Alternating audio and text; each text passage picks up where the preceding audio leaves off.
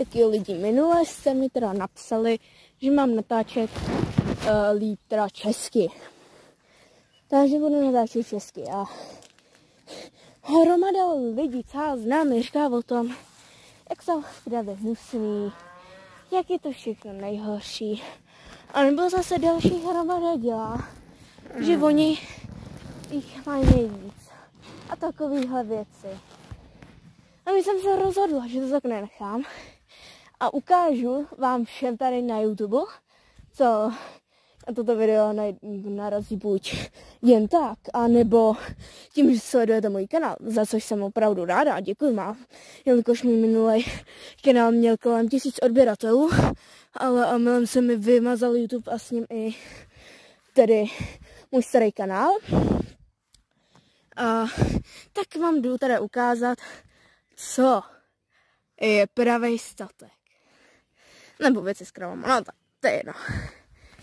Samozřejmě, tam vzadu kdysi bývávaly koně. Ty jsou teďka vzadu za tím lesem, co tamhle vidíte.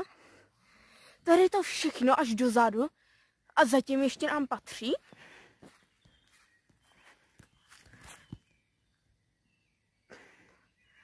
A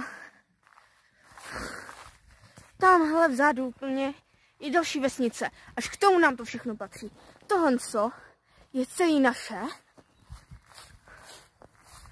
Tohle je samozřejmě pár krav, rozumně, že jo? Protože, proč ne? No, a teď vám dokázat pravou auru o tom, jak krávy dokážou být úžasný. Go on, we gonna play. And if you don't wanna, I don't even care. Go on, we gonna play. And if you don't wanna, I am gonna go on first to this. So don't be stupid and go on, we gonna play.